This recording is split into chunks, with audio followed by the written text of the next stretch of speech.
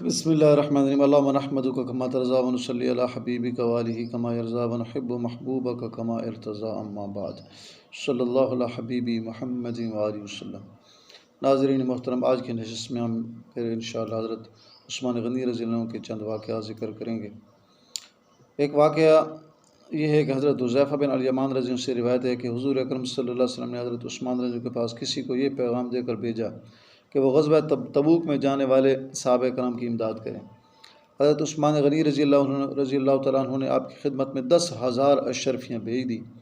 قاصدین لا کر حضور پاک صلی اللہ علیہ وسلم کی خدمت میں پیش کر دیں۔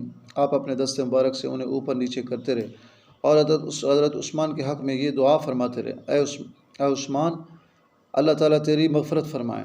اللہ تیرے ان گناہوں کو جو تو نے چھپ کر کیے یا کھلم کھلا کیے یا جن کو تو نے مخفی رکھا، اور وہ گناہ جو آئندہ تو اسے قیامت تک سرزد ہوں گے، سب کو معاف فرمائے۔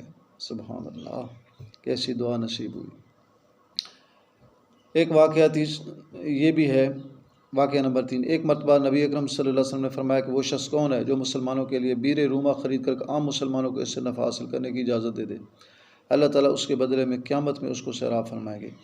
یہ سن کر حضرت عثمان بن عفان رضی اللہ عنہ نے اس کو 35,000 درہم میں خرید لیا۔ درہم یہ چاندی کے سکے ہوا کرتے تھے، تو 35,000 درہم میں خرید لیا اور عام مسلمانوں کو پر وقف فرما دیا۔ سبحان اللہ۔ واقعہ نمبر 4۔ ایک عبداللہ بن شداد کہتے ہیں، میں نے حضرت عثمان رضی اللہ عنہ کو ان کے زمانہ خلافت میں جمعہ کے دن منبر پر خطبہ پڑھتے ہوئے دیکھا۔ اس وقت جو لباس وہ پہنے ہوئے تھے اس کی قیمت 4-5 درہم سے زیادہ نہ ہوگی، یعنی اس قدر سادگی میں وقت گزارا۔ واقعہ نمبر 5۔ حضرت حسن بصری رحمۃ اللہ کہتے ہیں کہ میں نے زمانہ خلافت میں حضرت عثمان غنی رضی اللہ عنہ کو دیکھا کہ مسجد میں لیٹے ہوئے تھے اور سنگریزوں کے نشانات ان کے پہلو میں بن گئے تھے۔ لوگ کہتے تھے امیر المومنین اور اس حالت میں رہتے ہیں۔ واقعہ نمبر 6۔ ایک روز ایک شخص حضرت عثمان غنی رضی اللہ عنہ کے پاس گیا، راستہ میں کسی اجنبی عورت پر اس کی نظر پڑ گئی۔ آپ نے فرمایا، بعض لوگ ایسے اس حال میں میرے پاس آتے ہیں کہ ان کی آنکھوں میں زنا کا اثر ہوتا ہے۔ ایک شخص نے کہا کہ کیا حضور اکرم صلی اللہ علیہ وسلم کے بعد وحی نازل ہوتی ہے؟